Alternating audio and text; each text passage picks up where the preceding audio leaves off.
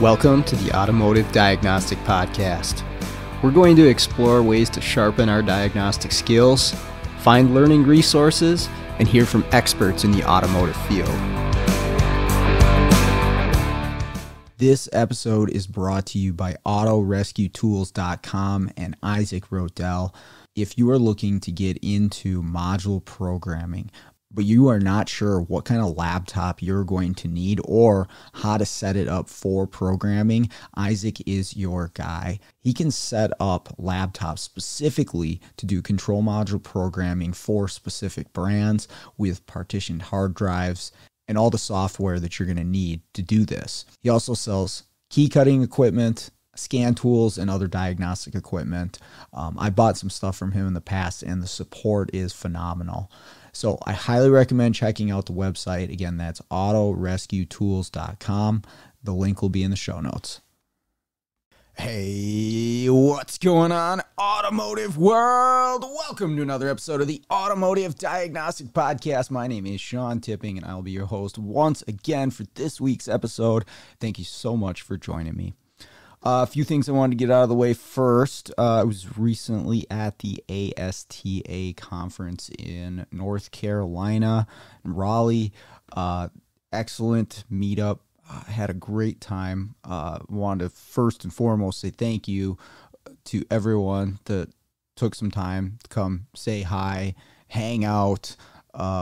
Really kind words about the podcast. Really do appreciate that. Talked to a ton of different people. It's also just really good to hang out with like-minded individuals, some really smart people, to learn some stuff, to get fired up and inspired and ready to go. You know, that's one of many things that's good about going to training events, right? I don't need to go through the whole list, but one of the big things is when you go to an in-person training event like this, is that you're fired up and you're ready to go when you get back, more so than just about anything else, right? There's lots of different things that can kind of inspire you and want you to achieve more, do better, or just enjoy what you're doing. But going to an event like this, where the best of the best meet up in the industry that you're in, and you can see and talk to people, see what they're doing and how they're handling challenges and what they're innovating with, or just, you know, gaining knowledge in a class. It really does get me pumped up and ready to go, right? Because this can be a grind like any career, day after day and week after month after year, and it can definitely wear you out, and burnout is a real thing. And, you know, you can focus on the work-life balance, but just to kind of reinvigorate that passion and that, hey, I'm ready to go. I want to meet these challenges. I want to do new things. I want to, you know, challenge myself and grow whatever it is that you're doing. In my case, it's a business, but getting to talk with people that are, again, best of the best, top of their game, doing real cool stuff. I mean, some of them learning along with me, but that gets me pumped up and ready to go, which, again, one of the big advantages. But had a good time, and it was great seeing everybody. So just wanted to say thank you for that. We definitely were lucky as far as how the weather went.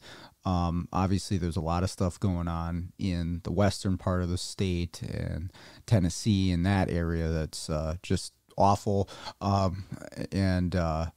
I know there's lots of people out there that are doing quite a bit to try to help the communities in that area. So, you know, if there's anything out there that you have that you can donate to, definitely seek that out, because those people in those areas are definitely having a rough time of it. But the ASTA conference definitely lucked out with the way the weather shaped up, because it wasn't too far from there that it was pretty bad. But anyways, let's get into today's episode. What I wanted to talk about this week is an idea called first principles thinking. And you may have heard of this before. It's out there quite a bit with business owners and innovators in a lot of different spaces. And you'll hear this referenced, and they'll say, well, using reasoning from first principles or thinking with first principles. We came up with blank, or we re-innovated blank. This is how our company, took advantage of something in the market, came out with a new product, or solved the existing problem, was from reasoning from first principles. So I want to talk a little bit about it because I think it's a useful thing for just about anybody who's trying to innovate or problem solve. So it goes well beyond the automotive space, but within our space, and specifically within diagnostics, because that's what this show's about. How can this be utilized, or how is it utilized? You may already be doing some of this in your day-to-day, but it's a good thing to actually kind of reflect on it and say, am I applying this style of thinking to what I'm doing day-to-day? So let's start out with what exactly we're talking about here. So first principles thinking, it's a way of breaking down a problem into its most fundamental parts and rebuilding from the ground up, not using any assumptions or analogies from things that are already trying to be done to solve that problem, right? So something that already exists, we're not going to use anything that this person has done or maybe you have done in the past to try and solve this particular problem, right? That's the way it's always done. We're going to get away from that. We're going to break it down into its simplest, most fundamental parts. Look at each one of the pieces and then work our way back up, build something new in order to come up with maybe a new way to solve a particular problem, right? Or to innovate something new in order to accomplish something that we weren't able to before, or maybe we were able to accomplish it, but with a lot more effort or a lot more cost. And that's the idea behind the first principles thinking method, or reasoning from first principles, breaking down, looking at each individual unit, assessing it, and then working our way back up, right? And you see some very successful, high-profile people that will reference this in relation to maybe some of the companies or the innovations that they've created. Elon Musk is one of the most common ones. You may have seen it, and he has his explanation when talking about the battery packs with the Tesla electric vehicles, and basically just the assumption that battery packs are expensive, and how he went about breaking the battery packs into their individual components that make up a battery pack, and then sourcing those components individually and then making their own battery pack, sliced the cost into a fraction of what they cost, just assuming or using the analogy of everyone else and how they do it. He reinvented it and made it a usable thing. I have a quote from Elon Musk here, and think what you want about his politics, that has nothing to do with it. He has created some really cool stuff with SpaceX and Tesla and all that stuff, and that's what I'm focused on here. Is you can't deny the innovation that's that guy has put into the world. It's pretty cool stuff. But this is a quote that he has. It says, "We get through life by reasoning by analogy, which essentially means copying what other people do with slight variations. And you have to do that. Otherwise, mentally, you wouldn't be able to get through the day. But when you want to do something new, you have to apply the first principles approach." And he goes in to talk about the battery packs. But what that means is we've got to use some established models to get through life, right? We can't start from scratch on everything or we'd never get anywhere. There's too much to know and too much to do. So we use this every day, and within our jobs we do as well, right? This is how you get to this problem. This is how we solve this issue. Or even, hey, this is how I've solved this problem before. I know that this car has this problem, and it usually ends up being this part. I'm just going to go straight for this part, right? Or maybe we're using something like Identifix where, okay, hey, this is the top hit, right? A lot of people have fixed this code with this part. I'm going to go check that part. Or maybe I'm not even going to check anything. I'm just going to put that part on there, right? That's using previous models and analogies in order to solve the same thing. And again, you're copying someone else or yourself in the past and just doing the same thing, maybe a slight variation. But in order to create something new, it requires this first principle thinking approach. And the downside to this is that it requires a lot of effort to do this up front. And not every solution that you try to come up with this way is always going to work, right? There could be some trial and error here in order to get to something that is really useful and that you can reap some benefits from. But it takes a lot of effort just to explore this, just to try this. But that's the only way that you're going to come up with a new way to perform something or get to a solution easier than you had in the past. So let's take something in our field that was a bit of a game changer. I know it was for me. I'm sure it was for you the first time that you were shown how to do this. And once you've performed the test this way, there's only specific circumstances where we're going back to the old school way. So it's relative compression, right? And it's been around for a long time. I actually looked it up because I wasn't sure. I was like, is there like a definite inventor of relative compression? And there's actually a US patent that was from the 70s, 1977, and it was tied to the Army.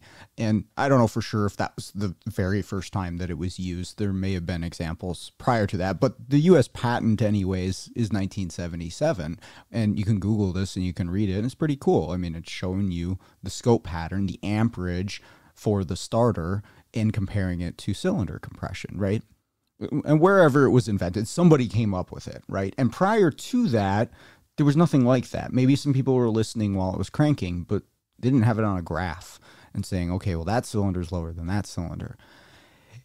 And if you think about it, like prior to that, the way to test compression was to remove the spark plugs, access the cylinder somehow, put a gauge on there, disable fuel spark, crank the engine over, get a reading, document it, move your gauge to the next cylinder, repeat the process, do that for all 8 cylinders if it has it, right? And that was actually the way I was taught in school, how to do compression. It was with a compression gauge. And it was a very time-consuming process if you wanted to check all of the cylinders on an engine, which sometimes you do, or at least a few of them. But the way we did it in school is, okay, let's check all 8 cylinders so that we can compare them to each other, because a lot of compression specs give you a percentage. They can only be this far from the other cylinders on the engine, 20% or whatever it is, and then has to be above 100. I was frustrated with that spec because of course it has to be above 100, but what is good, right? Is it 180? Anyways, that was the way we did the test, was the gauge and moving it to pulling all the spark plugs, and it's a ton of work. And so as a tech, before I had access to any type of relative compression or had even been shown that it was a test, I would save compression testing to the last thing, right? And many of us did the same thing, right? You're going after spark. That's usually the easiest. Then you're going after fuel. That doesn't solve it. Then maybe you're going after compression. That's how I did it. When I was an early technician in the field, that's the process that I took. And so the compression-related issues when we had a misfire usually ended up being the most time-consuming for me to solve.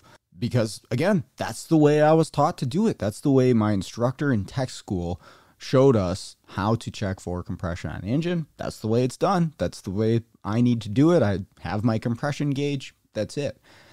Now, throughout my career somewhere along the line, I watched a video and saw the relative compression method, and I'm like, holy shit, this is amazing. I can assess the entire engine's compression, every cylinder, within a few minutes, and I don't have to take anything apart. All I got to do is disable fuel or spark, and A lot of cars, I can just step on the accelerator pedal and crank it. Now that goes from the most difficult test to assess a misfire to the easiest one. And you can break it down even further, and you don't even need an amp clamp. You can go right onto the battery. Or, hey, you could go right even to the DLC and measure the voltage there and do a relative compression test that way. I don't even have to get out of the driver's seat, right? And that's expanding more and more on an already proven test. Hey, can we make this even easier? Can we get more data? But the original person who came up with the test, all they had in front of them was, hey, you pull the spark plug, use the gauge, crank it over, move to the next cylinder.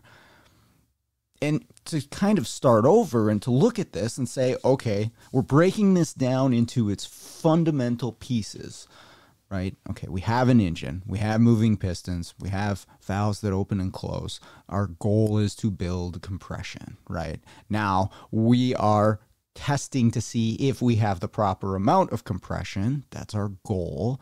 That's one piece of it. That's what we're trying to accomplish.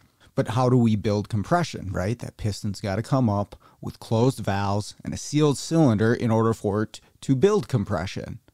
When that piston's coming up on that compression stroke, it requires more force from the crankshaft to bring that piston up than the other three strokes, right? That's a basic fundamental principle of an engine. Now, prior to that, the measurement of that force was done through the spark plug opening and the actual physical pressure built in the cylinder. Well, is there any other way that we can infer that? Hey, have you ever been faced with the challenge of sourcing, installing, and programming a used control module in a vehicle? I know a lot of us have.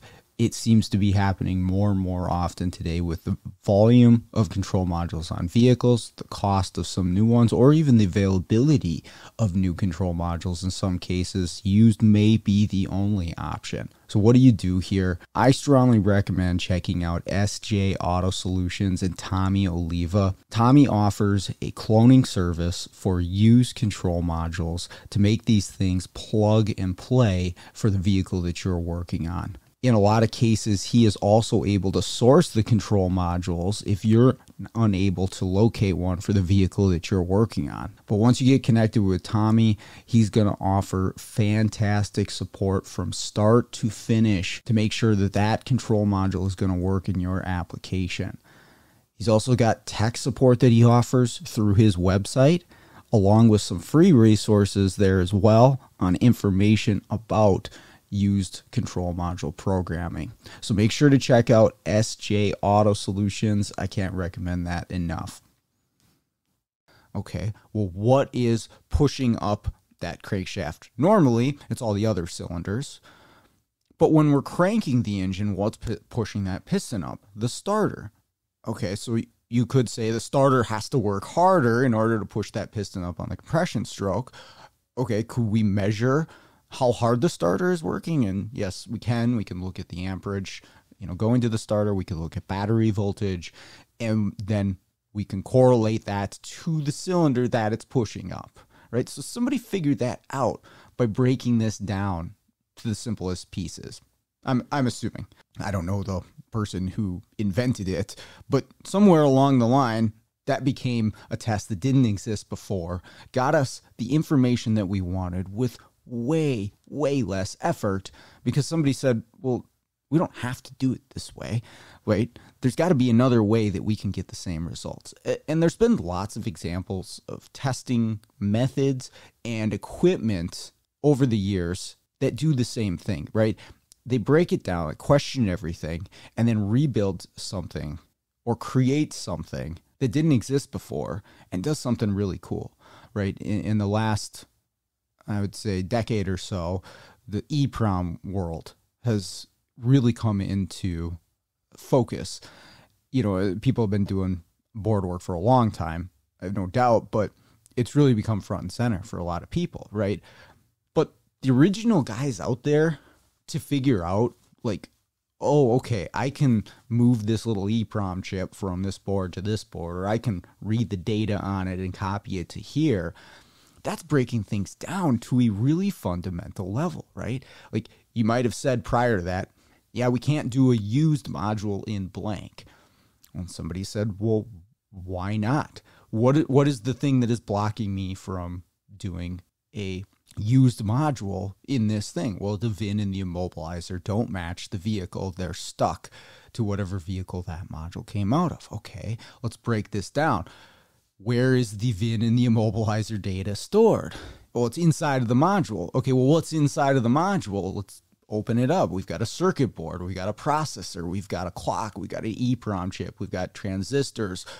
Where on this board in these individual components is that EEPROM and VIN store, or the VIN and the immobilizer stored? Oh, it's on this 8-leg EEPROM that's close to the processor. And that all comes from understanding exactly how it works at a very, very fundamental level, really getting down to the nitty gritty. And even more so, going into the data into that chip and identifying, here's where the keys are, here's where the VIN number is, here's where the immobilizer data is. And, you know, in some cases, like mileage in a cluster, it is on this chip, on this board.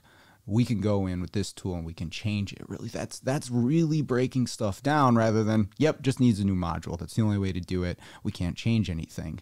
They're taking it down to the smallest components and saying, what can we do with this? Can we change something? Can we alter something? Can we swap something? What can we do in order to make this work, right? And you see all kinds of stuff out there where really, in my opinion, right, that's relative to your perspective, but I think it's really cool what some people are doing out there with the board level work. And I've gotten into it over the last few years as well, because there are some really cool things that you can accomplish getting down to those basic levels. But somebody had to do that first. Somebody had to say, well, because that wasn't the strategy when the manufacturer made the modules, right? They didn't come out with them saying, hey, people are going to be going onto the boards and swapping EEPROM chips and stuff like that. That wasn't the way it was supposed to be, and it definitely was not the way it was out there, right? That's why people who can do that, you know, can charge a premium for it, because the conventional way is just replace the module. Well, no, somebody had to break that down to that simple, fundamental level, rebuild with something really cool, and now we can accomplish things that we were not able to before. We can reuse or recycle modules, and in some cases where new ones aren't available, okay, well, now we've met a need that's out there, and we're able to perform it. And hopefully those examples help you understand what I'm talking about with first principles thinking and directly to our industry. This is used, again, outside of the automotive industry a lot. But can we take this into our day-to-day diagnostics trying to solve problems on vehicles? And I think we can. Again, sometimes this is going to be, I would say most of the time, this is going to be a lot of upfront effort and very potentially time up front. And it's the reason that a lot of people don't do it, because it does take a lot of time and effort. And in the moment, if you're focused on just right now, this day, this hour, trying to get the car out, trying to get it fixed, trying to make money, it doesn't make much sense to take the time to try to figure this stuff out. And I've been guilty of that too, man. Like, I just got to get this car figured out because I got to get to the next one. I've got so much stuff on my schedule. I don't have time to break this down and test each individual thing or come up with some new way to prove this out. But if you actually spend that time, you can come up with some stuff that's pretty cool that will save you time in the future. An example of this, it's a friend of mine. There was a YouTube video that was shared recently in a group. Jake Barnes, he has a YouTube channel. You can check that out. Automotive Diagnostics and Programming. And he had a video where he used a scope on the air-fuel ratio sensor in order to help him assess fuel injector operation, right? And go check out the video. There's a whole video on what he's doing and how he's looking at it. And it's still a test that needs, to be proven over and over again, but it's something I hadn't seen before. I hadn't seen someone use the voltage from the air-fuel ratio sensor in this way. And in the video, there's some proof of a before and an after that, oh, hey, okay, we could potentially use this. And again, that comes from breaking it down to, okay, there's a code that's setting for air-fuel imbalance for a particular bank. What sensor is, or what data is the ECM using to create, to set this code, to monitor this system? It's using air-fuel ratio sensor. Can we look at that in relation to the running engine and make the same assessment, right? And it's trying something new. It's looking at it. We don't know if it's going to work, but that's a new way to look at a particular problem that I hadn't seen before. And, we could take this to the real basic stuff too, of just trying to solve, okay, why is this engine not starting? Why is this engine misfiring? What are the simple components involved? We need air, we need fuel, we need spark. Okay, how do we test for those things, right? And that seems pretty obvious, but it's really the mindset that you want to take going into any problem, because the danger is the pattern failures and the database diagnostics, right, using top hidden identifics, cause us to have that bias towards that problem that we've seen or that others have seen, and it changes our approach to things, right? It maybe breaks up our process a little bit. I'm guilty of that too, 100%, especially if I've seen the problem on a particular engine before. Man, I'm going that way, right? I know these things have problems with blank. I'm definitely going to look at that. And hey, sometimes that works, right? There are pattern failures out there, but we do get called on a lot of weird stuff. All the pattern stuff's been checked for already. So then we got to start fresh with this and say, okay, what does this need to work? What individual components do I need? How do they function? How do I test them? Let's start there and build our way up. Okay, we'll check air, we'll check fuel, we'll check spark. Same thing with control modules. I just did a class on how to condemn a control module, right? And power, ground, communication, ignition, wake up. We got to have all those things for a module to function. Let's break it down to those simple levels, right? And I get it. It's not always so simple, but we got to start with those, right? Okay, well, when we say a module needs power, like how many power feeds do we have? How do we check those power feeds? Same thing for ground. It needs an ignition wake up. How does it get that ignition wake up? When does it get that ignition wake up? Communication. Okay, well, how does it communicate and what does it communicate? When does it communicate?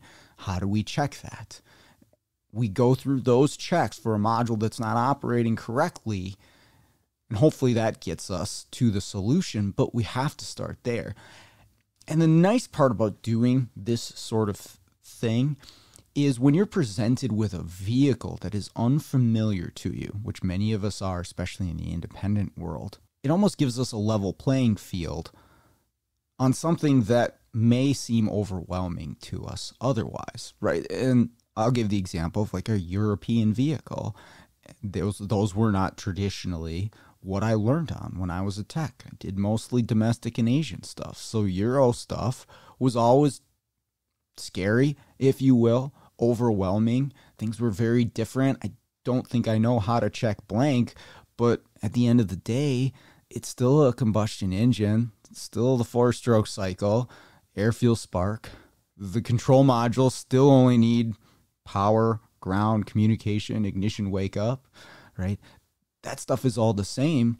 And so if we break it down to those simple levels, it gives us that level playing field and we can build our way back up to the solution. Now, obviously, there are some things that are going to be a little bit more complex to solve, but we've got to check those basics. And quite often, sometimes those are overlooked. A lot of the problems we go out and solve on vehicles are found by checking those simple basics, right?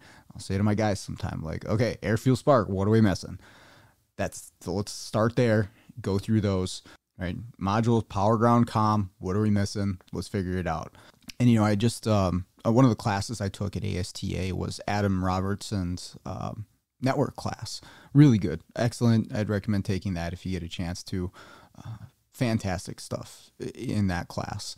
And it was a 4-hour, should have been I think he said a 16-hour class to get through everything in the book, but really, really cool stuff. But one of the things he has in there about CAN communication when looking at a network is there are basic rules that data transmission on a CAN network has to follow. Has to. right? It's bound by these. It has to do these things. And he breaks it down into some real basic building blocks that's in his book. And I'm not going to share those here. That's his class. But if you take his class, you'll see that. And you can look at these individual things, and you can take a CAN waveform from any vehicle on a high-speed C CAN, and you're going to look at these rules, and it has to follow them every single time. And it's just another example of really breaking things down to a fundamental level and then applying them to, well, you can do this to any vehicle with a CAN to assess whether or not the data transmission is going to be usable on that network. Pretty cool stuff. And they've built up utilizing those rules for the CAN transmission and come up with some really cool methods for assessing the network that I have never seen before, right?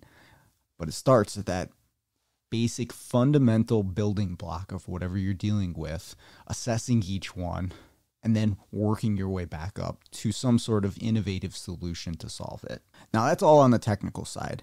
We can also take this approach in business, or even yourself as a technician in the shop. But, for me, I'm running a mobile business. We're trying to be the best that we can. We're trying to grow. But it applies to an automotive repair shop.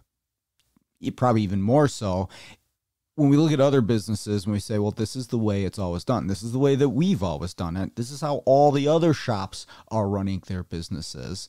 Well, we're going to do something pretty much the same with slight variations, right? And you see that with most businesses, and most auto repair shops are going to be pretty similar, regardless of where you go in the country, right? I was just in North Carolina driving around. Most of the automotive shops are set up exactly the same. Now, of course, there's outliers out there, but that's the key, is starting from scratch and saying, okay, here's the need. Is there a different way that we can meet this? Breaking down exactly what you're working with and getting rid of all the assumptions and all of the analogies to what's already existing. Can we do something different, right? And I think the mobile world that is now pretty prevalent started, again, from something like that, because it didn't always exist. There wasn't always mobile programmers and diagnosticians, but people started that. We said, okay, well, here's a need, right? We've got a lot of complex cars that are broken, and people are having a difficult time solving them. What if I drove shop to shop and did this and provided this service? Now, a lot of people are doing that. But all that starts with getting rid of the assumptions, getting rid of what you think things have to be, a way things have to work, or this is the way it's always been done. Clear that out of your mind. I mean, some of that stuff is going to apply still. We don't want to get rid of everything. But again, to come up with something new and innovative, we kind of have to start from scratch. And that's what this is all about. So hopefully that all made sense. I had to do a little bit of learning on the details of this, but it was a concept that had been brought up here and there by a lot of people that I follow and respect and gain knowledge from. This concept kept being mentioned over and over. So I'm like, I want to do a little bit of reading on it. And when I did, I was like, boy, this can really be applied to what I'm doing in the automotive world, and hopefully you as well. So that's all I've got today. Again, I want to thank everybody for listening. All the feedback on the show, really appreciate it. I do try to get back to everybody as soon as I can. Sometimes it's a little delayed, but not ignoring you, just busy, and I will reach out to everyone eventually. If you want to be on the show, or you know somebody who wants to be on the show, shoot me a message or an email. You find the email in the show notes, and we'll see what we can do. But other than that, let's all get out there, start fixing the world one car at a time.